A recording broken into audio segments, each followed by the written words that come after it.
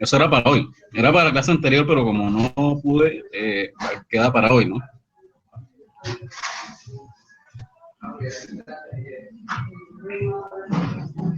Alexa, Alexandra Chadit.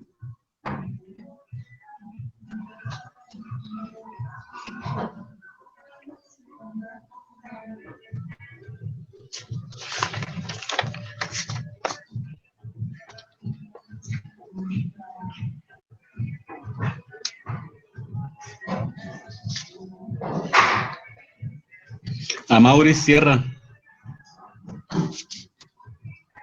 Profe, qué pena, aquí estoy, dígame. Bueno, cuéntame la presentación de desarenadores. Yo no, bueno, ya, espérese un momento.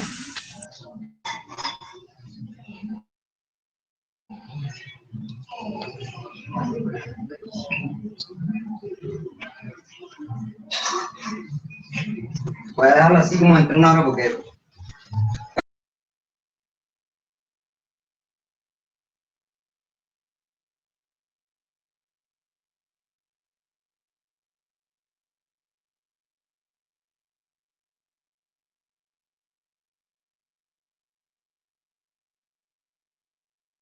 Profe, deme un momentico mientras que la busco que no la encuentro. Si quiere le va preguntando a otro y ya yo le respondo. No, ya, esperemos a Alexandra, por favor.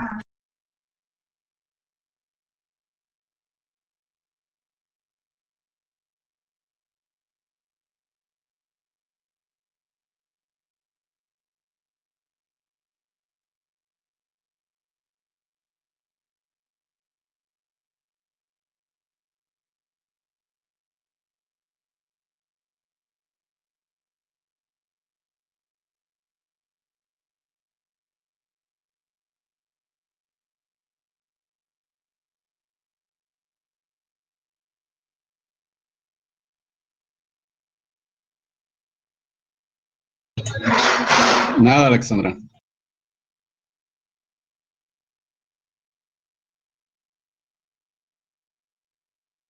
Sí, ya, profe, ya.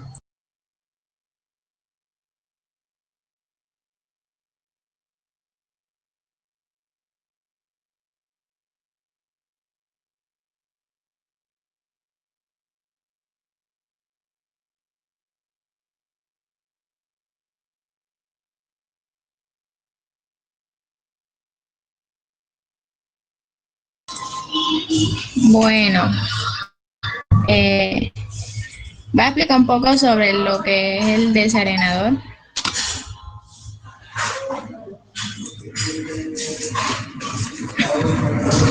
Bueno, los desarenadores están construidos sobre un sobretanque con un propósito en específico, que es de sedimentar las partículas en suspensión por la acción de la gravedad.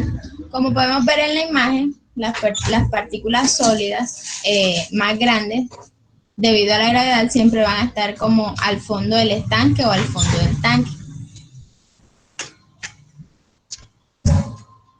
Hay una condición y es que los arenadores siempre deben de ubicarse o situarse cerca de los bocatomas para evitar la obstrucción de la salida del fluido.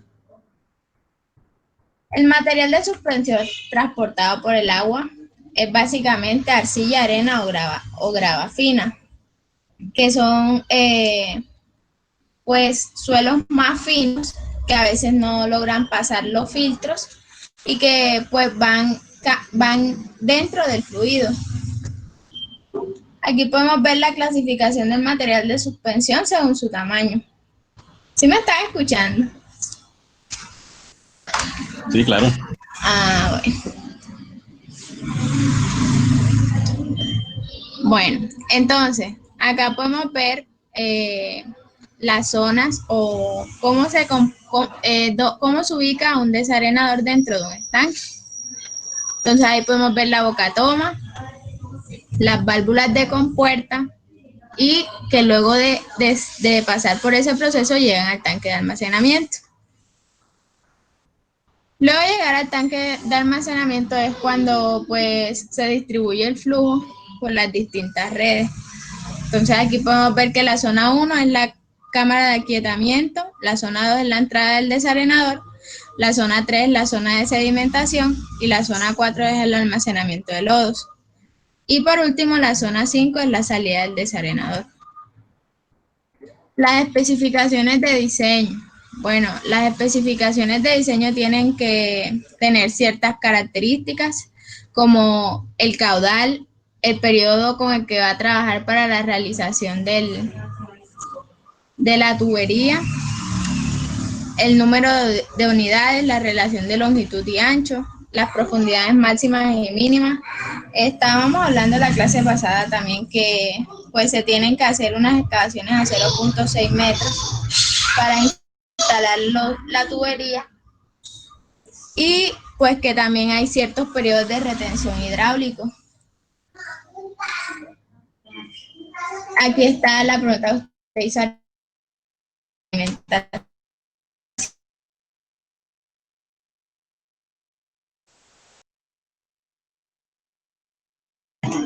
No te escuchamos, Alexa. Que es la gravedad, peso, para arenas, y P es el peso específico del fluido. Y ahí, pues, el peso específico del fluido por lo general siempre es el agua. Y mu es la viscosidad cinemática del fluido. Aquí se concluye que la velocidad de sedimentación de las partículas es directamente proporcional al cuadrado del diagrama.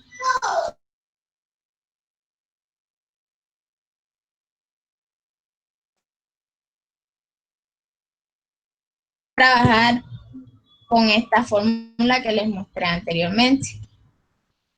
Bueno, el estudio de sedimentación realiza ciertas suposiciones, ya que no siempre pues se encuentran los mismos casos, a veces hay casos particulares que se deben de estudiar de una manera diferente. Entonces, el flujo se reparte uniformemente a través de la sección transversal. El agua se desplaza con una velocidad uniforme a lo largo del estanque. Esta velocidad va a depender de la gravedad también que tenga pues la tubería por donde esté pasando este fluido, el material con que se construya el fluido y pues el proceso que lleva, o más bien el tratado que lleva el agua antes de ser transportado. Entonces, todas las partículas que toquen el fondo antes de llegar a la salida serán removidas. Que fue lo que les expliqué anteriormente, las partículas que sean más densas, por así decirlo, que sean sólidas, siempre irán a la superficie debido a su peso.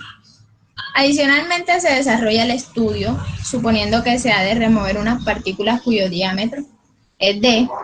Para ello se analizará una trayectoria de dicha partícula a lo largo del tanque. Entonces aquí, esto también lo podemos encontrar en el libro. Ahora les digo la página. Y por semejanza de triángulos, se despeja B sub 0, que es el volumen del tanque.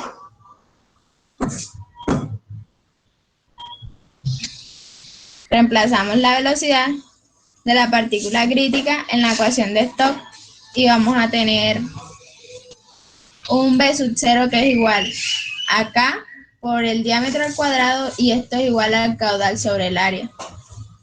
Al analizar esta ecuación, podemos encontrar que para un caudal dado, el diámetro de la partícula que ha de removerse es en función del área, de la superficie del tanque con el cual estemos trabajando. Ya, profe.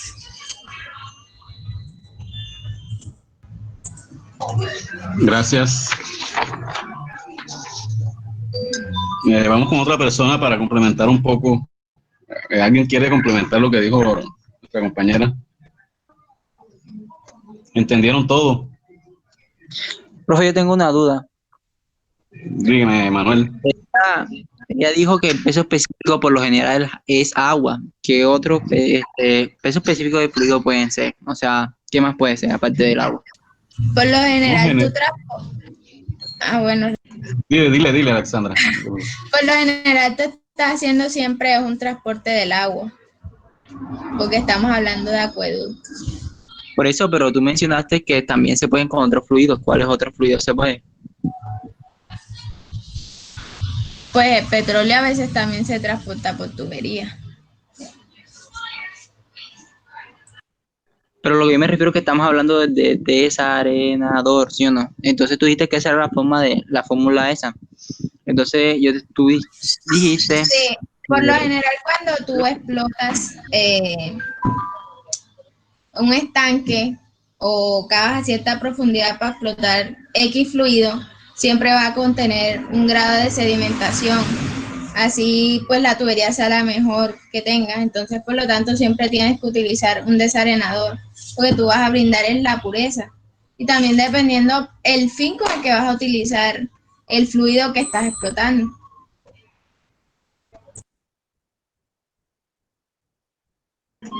Sí, esas ecuaciones aplican para cualquier fluido al que tú quieras quitarle un material grueso como la arena. O sea, puede ser cualquiera. O sea, lo que pasa es que como estamos en un sistema de acueducto, pues se supone que vamos a estar trabajando con agua. listo, profe. ¿Alguien más tiene dudas?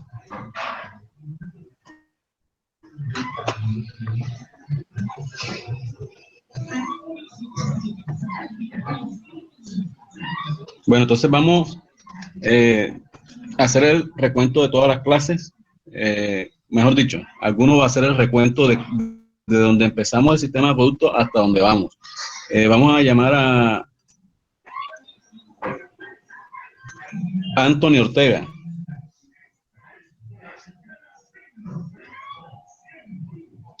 Anthony Ortega.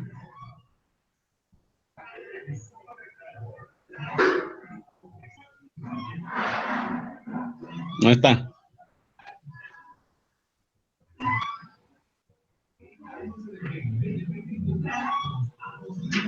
Ever Mercado.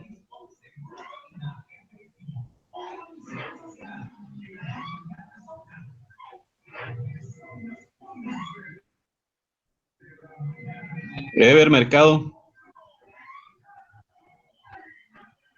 Tampoco. Jesús Peña.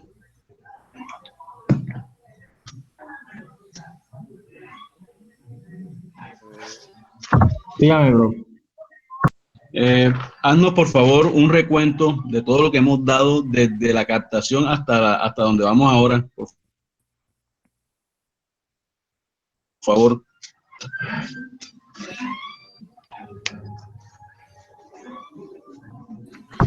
Ya voy, profe, ya voy con la vacuna.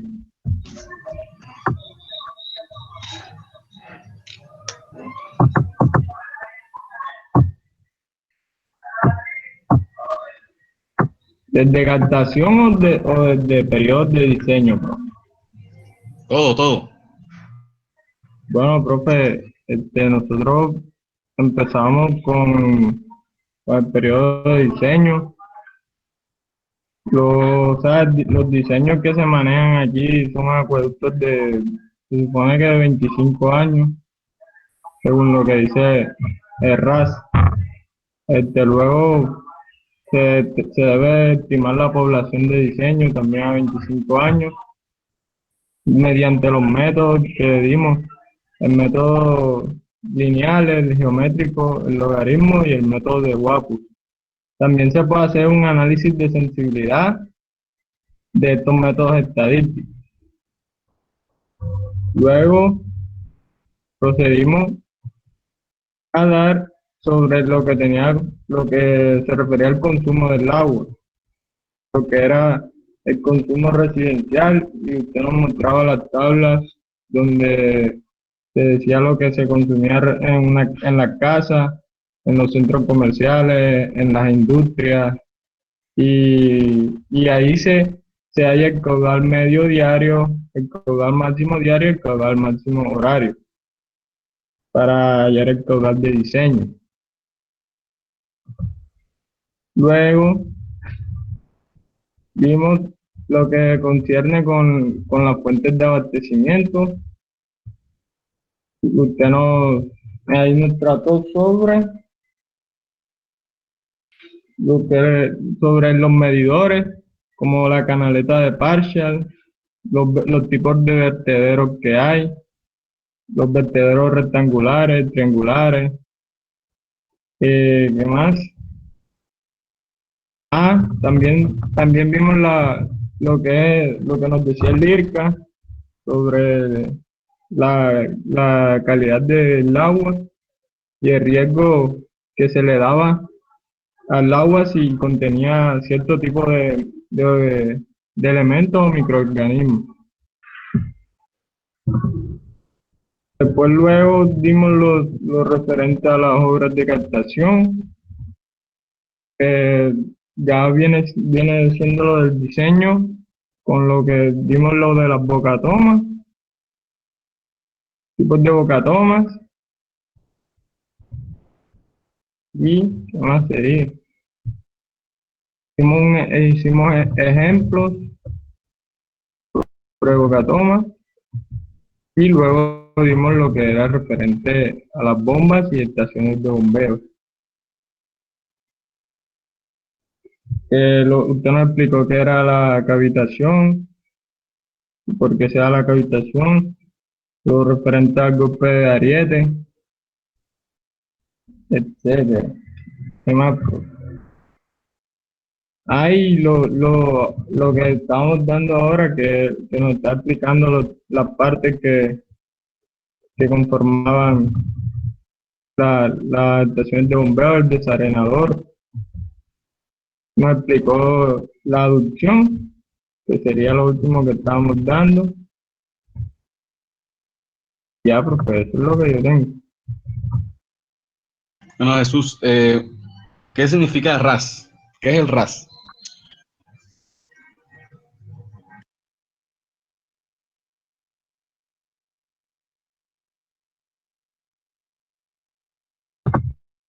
Profe, RAS es el reglamento técnico del sector del agua potable y saneamiento básico.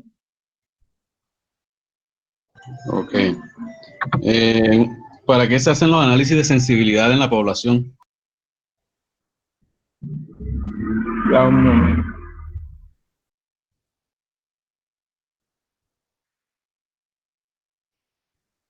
Profe, usted nos explicó que el análisis de sensibilidad era como más detallado, como para cuando uno requiere como una estimación, puede decirse más real, porque creo que lo hacemos análisis año por año. Creo que eso es lo que recuerdo. Ok. Bueno, miren, entonces, como nos decía el compañero, primero que todo, para diseñar un acueducto, necesitamos saber para qué lo vamos a diseñar. Si es para una empresa, una industria, o si es para consumo de la población humana, si es para riego. Es decir, que el agua tiene varios usos. Puede ser para recreación también, puede ser para abastecimiento, cultivo, es decir, para la parte agrícola. Entonces, definido eso, acá en nuestra asignatura nos concentramos en el tema de abastecimiento de agua potable y pueden haber varias fuentes de abastecimiento que pueden ser subterráneas o pueden ser superficiales. Si era una fuente superficial, pues podríamos hacerlo nuestra captación por medio de una bocatoma, que explicábamos cuáles eran los diferentes tipos, bocatoma de fondo, bocatoma lateral por gravedad, pues habían varias. Si era una fuente subterránea, también había varias formas de extraerla, y era por un pozo que podía ser profundo, dependiendo de qué tanto íbamos a perforarlo. Podía ser pozos artesianos. Hay pozos también que dependen de su de la forma como se construyen, que pueden ser hincados, perforados por rotación. Luego de esto, ya teniendo nuestra captación, bueno, además de que también, como dijo nuestro compañero, debemos proyectar, nosotros no podemos hacer los diseños para la población actual, sino que tenemos que proyectar esa población mínimo a 25 años. Decíamos también que podía ser más tiempo dependiendo de qué tan grande era nuestro sistema de acueducto y qué tan grandes son las obras que vamos a construir. Entonces, si yo hago una presa cuya inversión es muy grande, yo debo proyectar esa población en mi proyecto a un periodo de diseño más de 25 años, porque es una inversión muy grande que para poder recuperarla necesito más tiempo. Pero generalmente es a 25 años. Luego de que ya capto el agua, es decir, saco el agua de la fuente de abastecimiento, puedo hacerlo por gravedad, puedo hacerlo por bombeo, dependiendo de mis condiciones topográficas. Si lo hago por bombeo, también veíamos las estaciones de bombeo que tienen unas características y unas especificaciones muy particulares, en la cual voy a llevar agua de un punto más bajo a un punto más alto. Entonces decíamos que hay una altura estática, pero también hay unas pérdidas en el camino de la succión, en el camino de la impulsión, que hacen que yo tenga que sumarle a esa altura estática unas pérdidas de energía, las cuales me dan cuál es la potencia que necesito para poder vencer esa altura.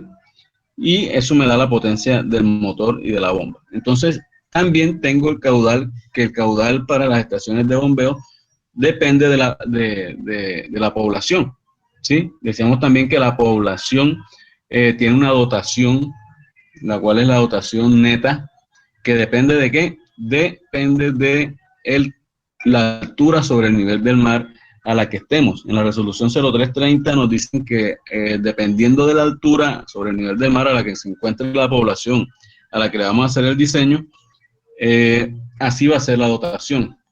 Parece obvio porque entre más altura sobre el nivel del mar, las necesidades de abastecimiento van a variar. Ya las personas no requieren tanta agua como si lo requiere una población que esté a nivel del mar, obviamente por el clima. Entonces, dependiendo de nuestra ubicación sobre el nivel del mar, vamos a tener diferentes dotaciones netas. Entonces, la dotación neta es lo que necesita cada habitante para poder suplir sus necesidades básicas. Entonces, obviamente, después viene lo que es la dotación bruta, que es lo mismo que la dotación neta, pero afectándola por unas pérdidas. ¿Por qué? Porque si yo diseño con la dotación neta, cuando yo trate de llevar el agua a cada uno de los usuarios, se me van a presentar unas pérdidas técnicas, por lo cual no le llegaría la dotación neta. Y la dotación neta se supone que es lo mínimo que necesita un ser para sobrevivir. Entonces, yo lo afecto por unas pérdidas que voy a tener y eso me da una dotación bruta. A partir de la dotación bruta se vienen unos caudales diferentes para cada circunstancia. Entonces, voy a tener el caudal medio diario, que estadísticamente sería el promedio de mediciones de todo un año. Sería el promedio de consumo que va a tener esa población. Entonces, el caudal medio diario es solamente un promedio de todo el consumo que vamos a tener un año. Después viene lo que es el caudal máximo diario, que es el máximo consumo en un día, pero también sale de multiplicar el caudal medio diario por una constante que dependiendo del número de habitantes va a ser 1.2 o 1.3. Esa constante sale también, o es algo muy empírico, fue el resultado de muchas mediciones en muchos años y en muchos sitios, en el cual ese casi que 20% adicional fue traído de un método estadístico después de tomar muchas mediciones. Ese sería el caudal máximo diario. Con el caudal máximo diario vamos a diseñar casi todo, inclusive todo menos las redes de distribución. Las redes de, bueno, algo muy importante en nuestro medio es que nosotros, para diseñar nuestras conducciones o nuestras líneas de impulsión o nuestras aducciones, debemos tener en cuenta que nosotros los pozos profundos que se presentan acá en nuestro departamento no pueden ser explotados 24 horas. Entonces, el caudal máximo diario debe ser afectado por el número de horas de bombeo. Es decir, que yo debo darle a la población el caudal necesario, pero no en 24 horas, sino en 18, es decir, que me va a aumentar. Es decir, que si yo necesito 10 litros por segundo para una población y voy a explotar solamente mi pozo 12 horas, realmente voy a tener que explotar 20 litros por segundo, no 10. Luego de esto, de explotar nuestra fuente de abastecimiento y de proyectar la población, llevo mi agua a una planta de tratamiento, pero antes de eso debo tenerla, si es superficial y tiene muchos sedimentos, esto lo puedo calcular por medio de la turbiedad o de la turbidez. Si tiene mucha arena, entonces debo pasarla por un desarenador primero para después llevarla a mi planta de tratamiento. Obviamente en este camino hay algo que se llama aducción, que decíamos que era el transporte de agua cruda, que puede hacerse por canales o puede hacerse por tuberías cerradas, por conductos cerrados, los cuales decíamos que había unas ventajas de que fuera cerrado y no abierto, y es de pronto algo de contaminación. Hay varios tipos de materiales. Decimos que los materiales de las tuberías dependen de las necesidades que tengamos. Algunos tienen unas ventajas sobre otros materiales, pero cada uno tiene algo particular. Por ejemplo, el PVC tiene una particularidad, y es que es muy liviano y permite una instalación mucho más rápida y más eficiente. También miren que el PVC tiene otra ventaja en nuestro medio, y es que el PVC es mucho más fácil, mucho más comercial y mucho más fácil de conseguir algunos accesorios que, por ejemplo, de hierro dúctil. El hierro dúctil es más difícil de conseguir en nuestro medio. Todos los accesorios hay que traerlos de otra parte, hay que a veces importarlos, entonces eso genera unos costos y unos tiempos diferentes. El polietileno también, el polietileno a veces, las uniones se hacen por medio de una máquina que es de termofusión, entonces hace que también sea algo muy específico. A veces nuestras empresas no tienen la posibilidad de tener estas máquinas, entonces también nuestros diseños dependen de qué empresa esté operando mi sistema de acueducto y cuáles son sus capacidades, además de la parte técnica, obviamente. Después de pasar por el desarenador, llevo ya mi agua a la planta de tratamiento. Ahí depende, nosotros vimos un video también donde veíamos cuáles eran los componentes del sistema de acueducto, y nos mostraban que viene una desinfección. Antes de eso viene un tema de coagulación, de floculación, que les dije que eso prácticamente es un tema muy específico de una sola materia, el tema de tratamiento de agua o de purificación de agua. Pero son a grandes rasgos, sería un coagulante al cual se aplica generalmente donde hay un resalto hidráulico, es decir, en la canaleta partial. Ahí se crea un resalto y ahí se dosifica el coagulante, que generalmente es sulfato de aluminio o alumbre, como le dicen a veces. De ahí comienza a mezclarse con el agua y se crea el proceso de coagulación, donde cada de esas partículas pequeñas o esos elementos coloidales van a estar uniéndose y se van formando unos flocks, los cuales son ya la unión de muchas partículas y se vuelve algo más grande, y por ser más grande ya se comienzan a sedimentar. Entonces viene el proceso de floculación, que es darle un camino más largo al agua para darle tiempo de que se formen estos flocks, Y después viene el proceso de sedimentación, que es donde ya comienzan a irse al fondo todas estas partículas. Después, el agua pasa allá a un sistema de desinfección, que decíamos que era que se podía hacer por varios métodos o con varios compuestos. Podría ser cloro, podría ser luz ultravioleta, puede ser inclusive con yodo, puede ser con ozono también. También les decía que a pesar de que se haga con luz ultravioleta, con ozono o con cualquier otro compuesto, es necesario aplicarle cloro porque el cloro tiene una particularidad y es que le da una acción residual en la red de distribución. Entonces esto es importante porque si nosotros tratamos solamente con el ozono, por ejemplo, no va a tener ese efecto residual y se me puede contaminar mi agua en el transcurso, en ese camino en la red de distribución. Entonces, después, antes de la red de distribución, hay que hacer un almacenamiento, el cual me va a compensar a mí las variaciones horarias. Recuerden que al principio decíamos que el consumo a lo largo del día no es el mismo. Este va variando dependiendo de las costumbres de cada localidad. En nuestros casos, generalmente los mayores consumos se presentan a las 7 de la mañana más o menos. Después ya de 8 en adelante empieza a bajar el consumo, nuevamente sube por ahí a mediodía, que la gente regresa a su casa a almorzar, baja nuevamente y después en la tarde, por ahí a las 6, empieza nuevamente a subir y después baja nuevamente. Entonces, esos son muchos patrones de consumo que hay. Hoy vamos a tratar de mirar el tema de, no sé cómo le fue con el video de conducción. Quiero que me digan si lo pudieron ver, si no lo vieron, si necesitan que hagamos un repaso. Cuénteme a ver.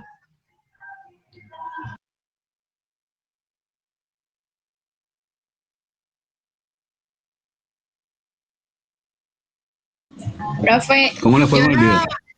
no lo he visto porque tenía parcial, entonces no me dio tiempo. No, o sea que sanitaria uno no está dentro de las prioridades.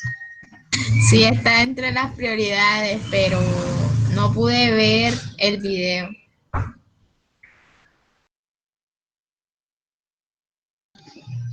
¿Quién lo vio?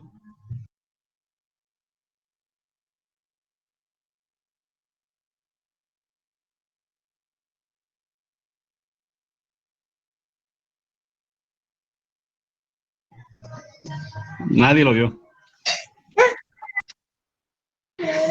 Profe, yo lo vi. Bueno, cuéntame, Gisela, ¿entendiste? ¿Falta algo por aclarar? ¿Qué dudas te quedan? No, profe, es que el video estaba bien explicadito y yo entendí lo que usted estaba explicando allí. Lo que me faltó es terminar de hacer la pregunta que usted hacía, que era de ¿qué pasaría si se cambia el diámetro a 6 pulgadas? Pero del resto todo está bien explicado, profe. O sea que ya podemos pasar y lo dejamos así. Pero si usted quiere explicarlo aquí, pues sería bueno, profe, así le podemos preguntar algunas cositas. Bueno, vamos a hacer algo muy rápido, entonces demos un momentico y ya les presento la pantalla para explicar algo ahí.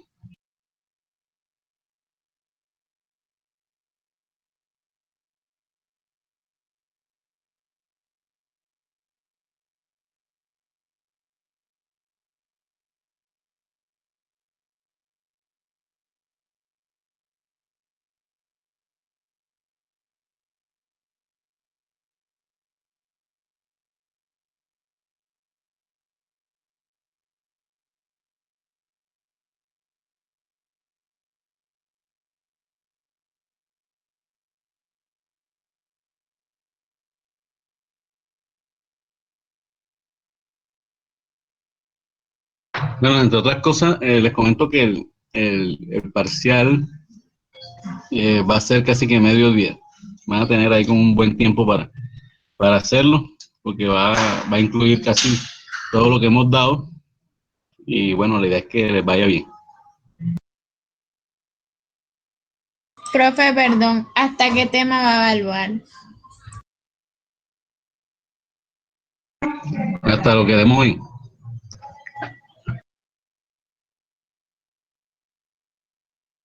Profe, pero son muchos temas. Laila, estás por ahí, no te había escuchado más. Sí, ahí estoy.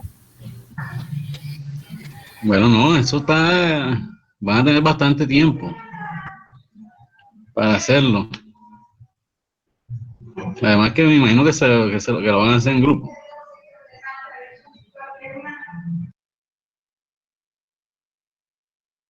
Entonces la idea es que hacerles un parcial, pues en el que puedan trabajar a conciencia y que apliquen los conocimientos adquiridos hasta hoy. Profe, una pregunta. ¿Se puede trabajar en Dígame. Excel o simplemente a mano? Estoy viendo, a ver, la verdad es que no sé si, yo no creo que vaya a ser el jueves el parcial, porque estoy preparándolo bien. Pues no, me parece que va a ser a mano, porque es que en Excel es más fácil que entonces viene y se pasa en el archivo y eso no es la idea. Entonces lo hace uno Gracias, solo. profe. ¿Puedes repetir el recortado? Que el parcial va a ser, o sea, no va a ser hacer una hoja de cálculo, porque después hacen una sola hoja de cálculo y se la pasan al compañero. Entonces todos los cálculos van a ser a mano.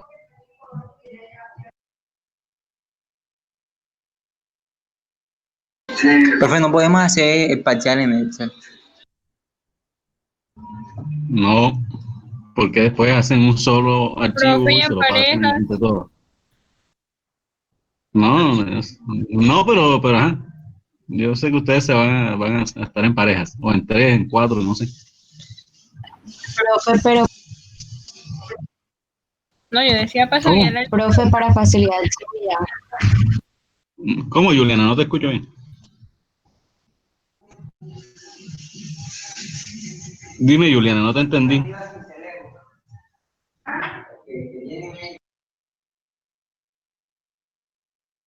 Que para facilidad suya, profe, califica menos. El problema es que ustedes después no se pueden reunir porque tú sabes, el tema del distanciamiento social, de todo eso.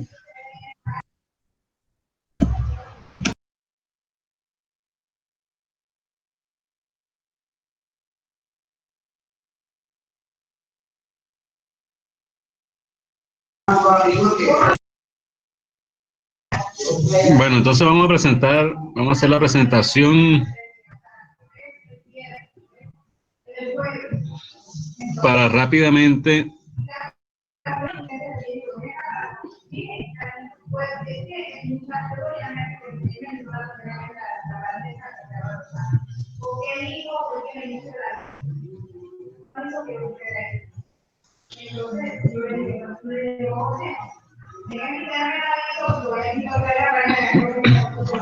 pues entonces el tema de conducciones ya habíamos visto. El tema de aducción es algo muy parecido. Acá vamos a transportar agua tratada. Entonces pueden ser también a flujo libre o presión, pero acá en el tema de conducciones, los canales abiertos no se aplican porque ya el agua, como está tratada, entonces es muy fácil que se contamine nuevamente. Las características hidráulicas, cuando se hacen a presión, obviamente las distancias sí son más cortas que cuando se hace por gravedad, porque no es necesario seguir una línea de pendiente determinada, sino que podemos pasar por algunos obstáculos sin ningún problema. Es necesario tener en cuenta la línea piezométrica. Esto lo vimos en la clase anterior. De acuerdo con la topografía existente, se obtendrán diferentes esquemas de trazados que podemos verlo. Miren que aquí la línea piezométrica va por encima de la tubería. Decíamos que en las partes altas había que colocar las válvulas de ventosa en las partes bajas, las purgas. Las purgas son esencialmente para hacer mantenimiento a la tubería y poder expulsar algunos sedimentos que se pueden presentar. Acá cuando la línea piezométrica coincide con la larga, porque está trabajando a flujo parcialmente lleno. Acá ya empezamos a tener problemas cuando la línea piezométrica corta la tubería, ¿sí? Aquí podemos ver en este punto, entre el punto A y B, la línea piezométrica está cortando la tubería, lo que me da presiones negativas en este punto. Entonces hay que evitarlo. Entonces, ¿cómo se evita esto? Poniendo de pronto, este desarenador, si yo lo puedo poner en una cota más alta para poder vencer de pronto alguna colina o algo que haya ahí, entonces lo puedo hacer. O ya me tocaría recurrir a un equipo de bombeo, como en este caso que está aquí. Aquí se requiere un bombeo para poder llevar el agua de esta cota hasta la cota más arriba. Bueno, aquí dice que se deben evitar los terrenos de propiedad privada. Si es necesario llevarlo por terrenos privados, es necesario legalizar el tema de la servidumbre para que no vaya a haber problemas más adelante. Se deben analizar diferentes alternativas de trazado que permitan la optimización del mismo y se debe hacer un cálculo de los diámetros más económicos. Hay que evitar las zonas de deslizamiento e inundaciones o de un alto nivel freático y el tema de la amenaza sísmica. Si la tubería trabaja a presión, debería estar por debajo de la línea piezométrica, que era lo que mostrábamos anteriormente, y se aconseja que exista una distancia de mínimo 2 metros entre esta y entre la tubería y la cota, entre la línea piezométrica y la cota clave de la tubería. Acá se muestran la válvula de purga, y cuáles son los diámetros que podemos tener dependiendo de cuál era el diámetro de la tubería principal. ¿Sí? Entonces, dependiendo de cuál era estaba entre 3 y 10 pulgadas el diámetro de la purga. Espera un momentico.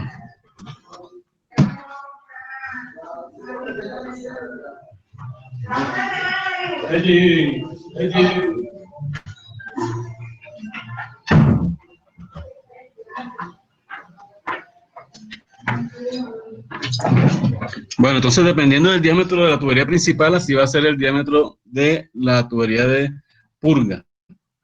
Entonces ya en las más grandes, después de 40 pulgadas, ya la purga tiene que ser en 10 pulgadas. Entonces aquí se puede ver un esquema de cómo es la disposición de los accesorios. Aquí de la tubería principal hacia la purga debe haber una T, debe haber una caja, y la válvula de purga no es más que esto, más una válvula de compuerta.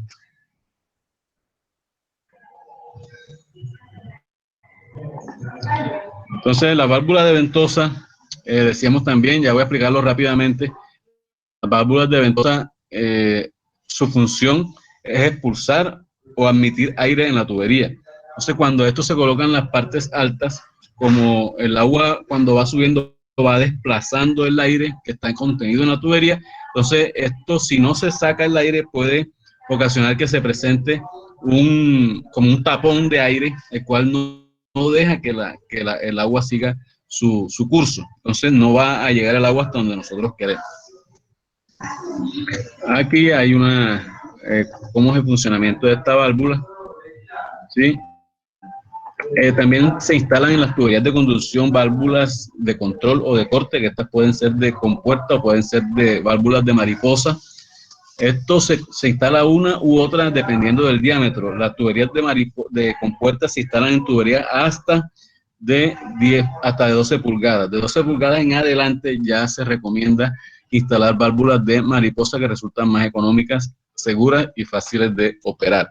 Importante que las válvulas de compuerta no trabajan parcialmente abiertas. Estas válvulas de compuerta trabajan o totalmente abiertas o totalmente cerradas. En muchos casos he visto operadores que dejan la válvula medio abierta para restringir el caudal que pasa por ahí. Y esto no está bien porque estas válvulas no están diseñadas para esto y se dañan los sellos, se dañan los asientos de la válvula y después tenemos problemas con esos accesorios.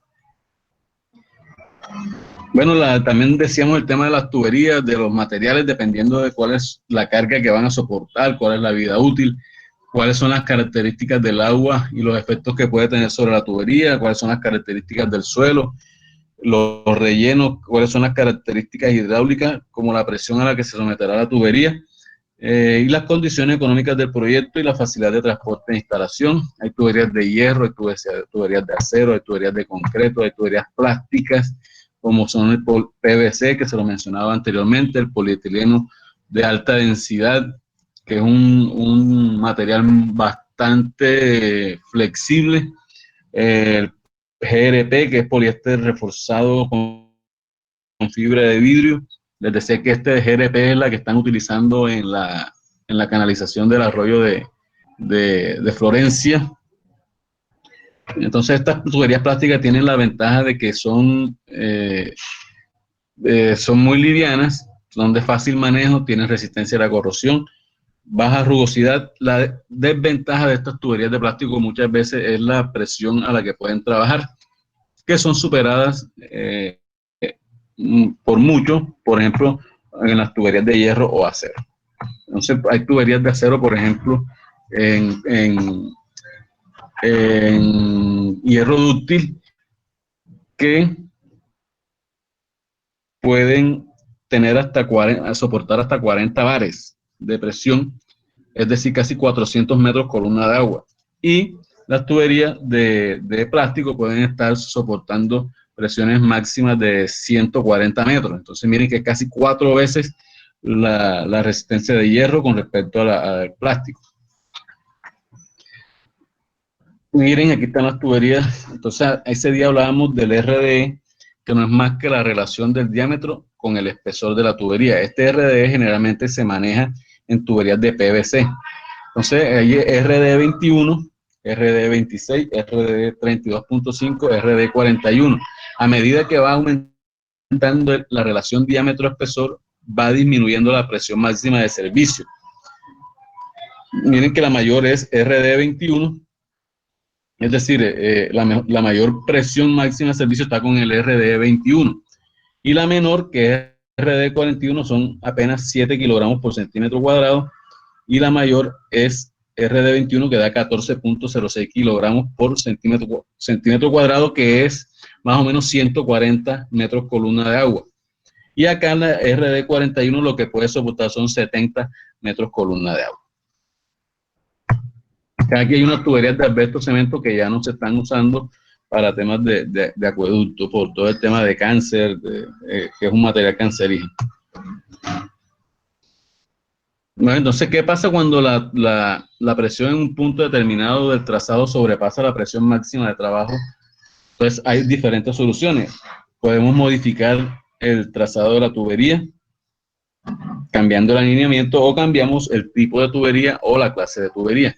Entonces, esto depende. Hay otras soluciones que también se pueden dar, y es que si mi tubería no soporta la presión que estoy manejando, puedo colocar un accesorio que se llama bueno, hay varios accesorios. Hay uno que es más reciente y se llama válvula anticipadora de golpe de ariete, que no es más que una válvula que cuando se crean esas sobrepresiones se abre y se elimina por ahí la presión excedente, y ya no tengo problemas de cambiar el material, por ejemplo. Y hay otras que son unos tanques que también hacen el mismo trabajo, y es amortiguar esas sobrepresiones ejercidas cuando se produce el golpe de ariete. El golpe de ariete se produce cuando yo interrumpo súbitamente el fluido o el flujo que va por la tubería. Por ejemplo, en caso de que yo esté bombeando de un pozo y me quede sin fluido eléctrico, hay una hay una interrupción súbita y hace que cuando esto pase, toda esa masa de agua que está en la tubería, ella tiende a devolverse. Pero como hay un obstáculo, cuando se devuelve, encuentra ese obstáculo y nuevamente regresa hasta donde estaba, y así durante un periodo definido quedan actuando unas sobrepresiones, y estas sobrepresiones además son positivas, pero también hay presiones negativas dentro de la tubería que hacen que esta a veces se aplaste con todo este tema del golpe de ariete. Bueno, Profe, también dígame. una pregunta. Cuando usted estaba explicando el ejercicio, ahí hablaba cuando la sobrepresión es mayor al esfuerzo que ella soporta, que soporta la tubería. Usted calculaba ese tiempo. ¿Ese es el tiempo mínimo o máximo en que se puede abrir la Bueno, ahora les válvula? explico. Sí, lo que pasa es que cuando hay válvulas, cuando yo coloco las válvulas estas de corte de las que le hablaba, también eso genera una interrupción súbita del flujo. Entonces, hay dos formas de verlo. Entonces, si yo tuviera la posibilidad de cerrar inmediatamente esa válvula, es decir, que el tiempo casi que sea cero, el tiempo de cerrado, entonces voy a tener problemas. Pero si yo le doy un tiempo de cerrado a esa válvula más grande, es decir, ya no voy a tener un cierre súbito, ya va a ser un cierre más gradual, el cual me va a permitir que no se presente el golpe de ariete. ¿Sí? Porque es que el golpe de ariete se presenta cuando hay un cierre súbito. Entonces, si yo tengo una válvula, además de eso, yo puedo, en la rueda de manejo, o sea, con lo que yo cierro la válvula, si es más grande, me va a generar un tiempo de cerrado mucho más lento. Entonces, yo lo que busco con este tiempo es que sea lo más lento posible para que no sea un tiempo muy pequeño en el cual se me genere un cierre súbito de esta válvula. Entonces, la idea es que el tiempo sea lo mayor posible, el tiempo de cerrado. ¿Está claro?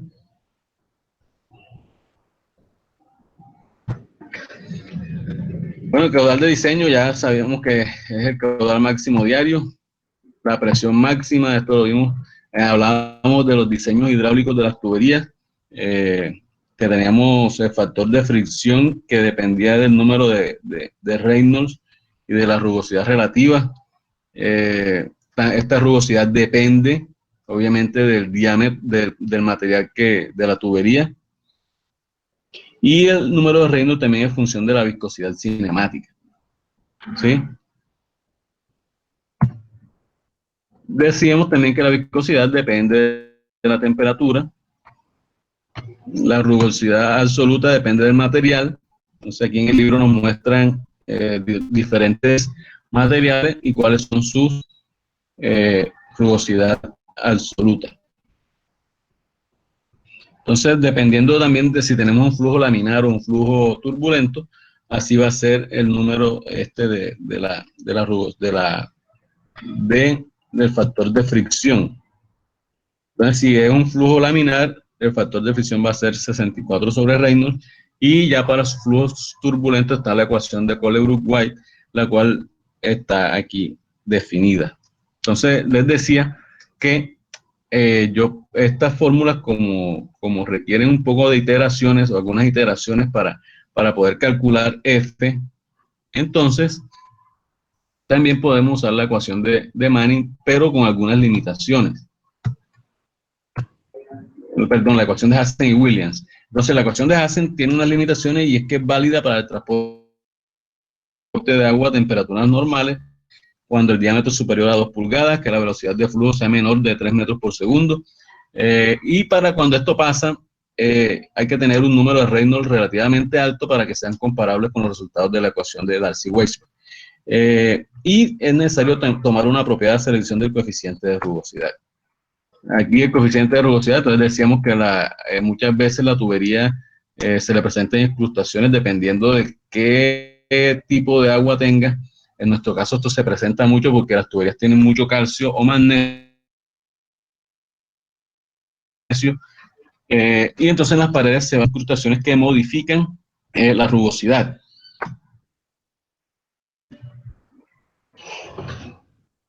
Bueno, hablamos de la pérdida de carga unitaria. La pérdida de carga unitaria, entonces, sería la diferencia de niveles dividida por la longitud de la conducción, es decir, la pendiente prácticamente sería la pérdida de carga unitaria. Entonces, la pérdida, esto ahí, nosotros podemos calcular el diámetro, pero generalmente eso nos da un diámetro que no es comercial y generalmente lo aproximamos a un diámetro superior de la tubería. Aquí podemos hacer algo, ahorita en el ejemplo se puede observar, que es en los metros o en las primeras longitudes de la tubería, podemos poner un diámetro mayor y después disminuyo ese diámetro para que me dé esta pérdida de carga unitaria, me dé bien. O puedo colocar mi diámetro calculado, puedo colocarlo a lo largo de toda la longitud, pero esto sería algo antieconómico. Entonces puedo tener esas dos soluciones. Entonces también, como en todas las conducciones y en todas las líneas, tengo algunas pérdidas, además de las pérdidas por fricción, tengo unas pérdidas menores ocasionadas por los accesorios, las válvulas, los codos, todo esto me genera unas pérdidas y están dadas por la ecuación esta que es K por la velocidad al cuadrado sobre 2G. Este K viene definido para cada tipo de accesorio. Miren, aquí están los K para las reducciones, para ampliación, para compuertas, para válvula de mariposa, válvula de compuerta, válvula de globo, T de paso directo, T de paso lateral, T de salida bilateral, válvula de pie, válvula de retención, entrada. Todos estos accesorios tienen un K ya definido y lo que tengo que calcular es la velocidad, porque ya la gravedad la tengo. Hay también pérdidas por cambio de dirección. Entonces estas pérdidas vienen dadas por esta expresión dependiendo del ángulo del codo. Los codos comercialmente vienen en estos ángulos. Codo de 90 grados, codo de 45, codo de 22.5 grados y también hay un codo de 11.25 grados. Esos son los codos comerciales.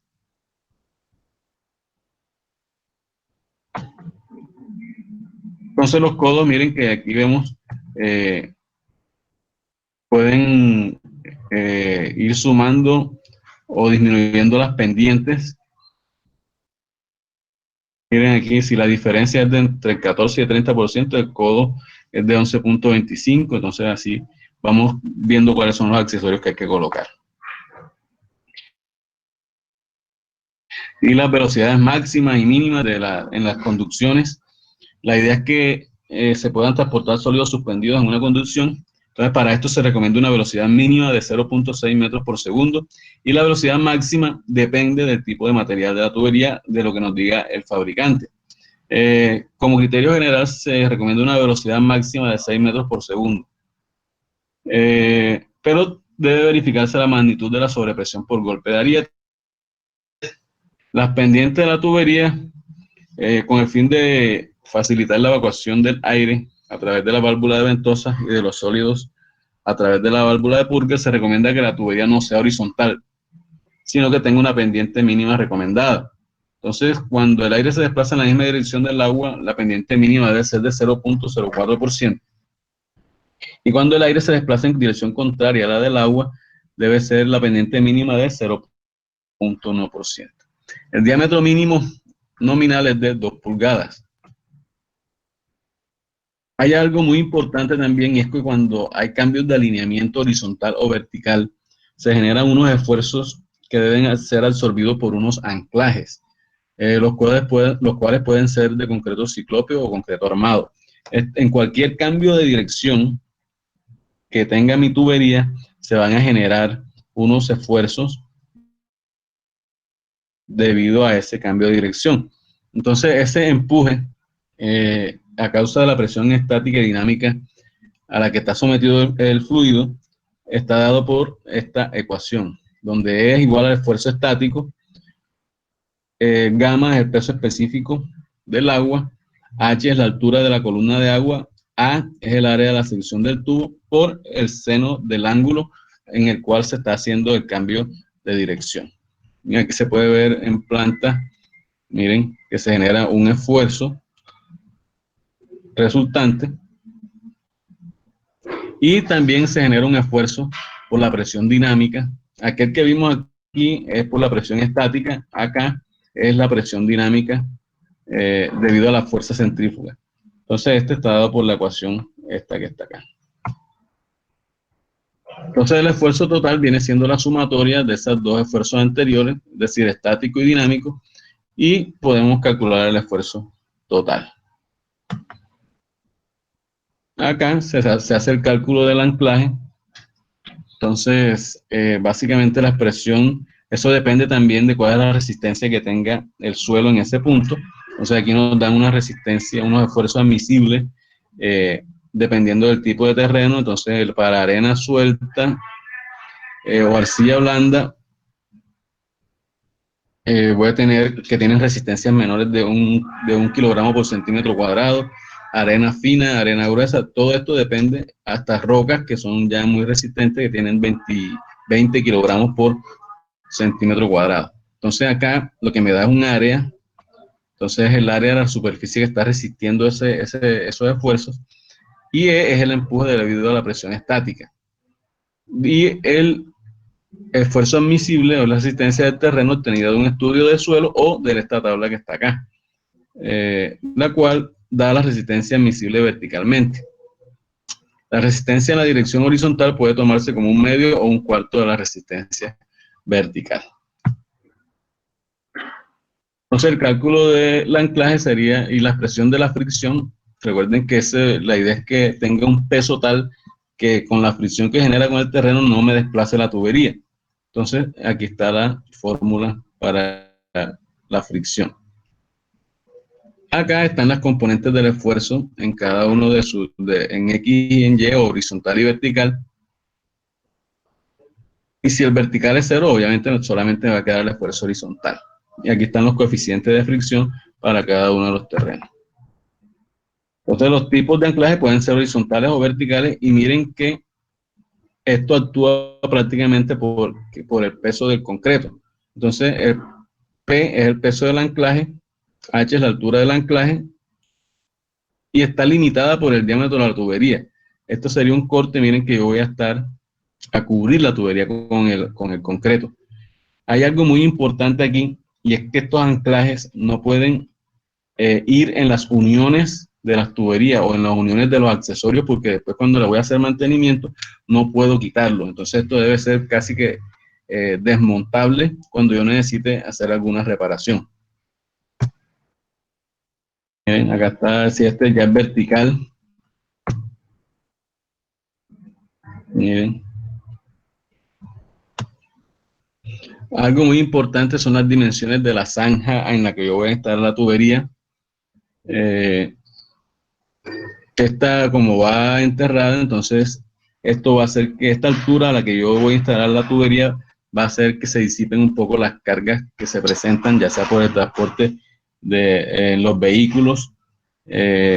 Generalmente en la resolución me dicen que la profundidad debe ser 1,20 m hasta la cota clave de la tubería, es decir, de aquí hacia arriba debe haber 1,20 metros de profundidad. Pero eso depende del tipo de tubería. Las tuberías de hierro o de polietileno, los fabricantes pues, recomiendan a veces que se puede instalar a 0,6 metros. Entonces esto depende de cada, pero entonces lo mínimo que recomienda el RAS es que sea 1,20 a cota clave. Pero yo puedo calcular, bueno, el ancho, estas cargas se pueden calcular y yo puedo hacerlo analíticamente y puedo decir que yo voy a colocar mi tubería dependiendo de las cargas a tal profundidad. Mira, aquí ya vamos a hablar un poco ya del golpe de ariete. El golpe de ariete es muy importante en el tema de las conducciones. Entonces, el golpe de ariete, es un efecto de choque violento o sobrepresión súbita producido sobre las paredes del conducto reforzado al modificarte de manera instantánea el movimiento del fluido, como puede ocurrir en el caso del cierre repentino de una válvula. Miren, cuando yo cierro, por ejemplo, esta válvula, se me va a ocasionar un cierre y vamos a ver que se generan unas sobrepresiones que tienen unos periodos definidos, donde el periodo o fase está dado por la longitud y por la velocidad de propagación de la onda o la celeridad de la onda en metros por segundo.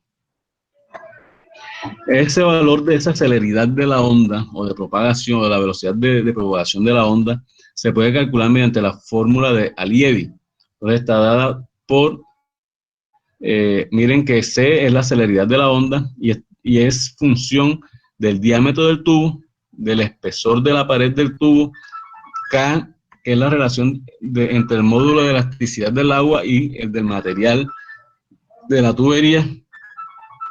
Entonces mire que para diferentes diámetros tengo distintos K. Y eso mire que tengo un tiempo de cierre o tiempo de maniobra. Entonces si la maniobra es rápida, la válvula quedará completamente cerrada antes de que la onda de depresión comience a actuar. Y si el tiempo de cierre es lento, la onda de presión llegará a la válvula antes de que ésta esté totalmente cerrada. ¿Cómo calculo la sobrepresión? Entonces, mira, aquí está, que HA sería la sobrepresión en metros de agua y V es la velocidad en metros por segundo.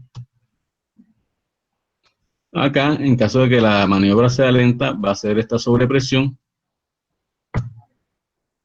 Y hay varias medidas contra el golpe de ariete. Entonces, hay una que se hacen en diseño, que por ejemplo son limitar las velocidades entre 0.6 y 3 metros por segundo. Cerrar lentamente las válvulas mediante la colocación de un volante de gran diámetro. Si yo tengo un volante muy grande, entonces esto va a hacer que el tiempo de giro tenga que girarlo más veces para cerrar completamente la válvula. Emplear válvulas contra el golpe de ariete, que era la que yo les mencionaba, que era una válvula anticipadora de onda. Aumentar el espesor de la pared del tubo, construir pozos de oscilación o cámaras de aire comprimido, que lo que hacen es que el aire o la sobrepresión que viene aquí en la tubería salga acá y se baje a la presión atmosférica prácticamente. Bueno, hay un ejemplo que no nos va a dar tiempo, pero por favor mírenlo y lo desarrollamos la próxima clase, ¿ok? Gracias a todos por su atención. Entonces, Profesor, ¿el parcial cuándo quedaría entonces? Profe, dígame. ¿va a aplazar el parcial?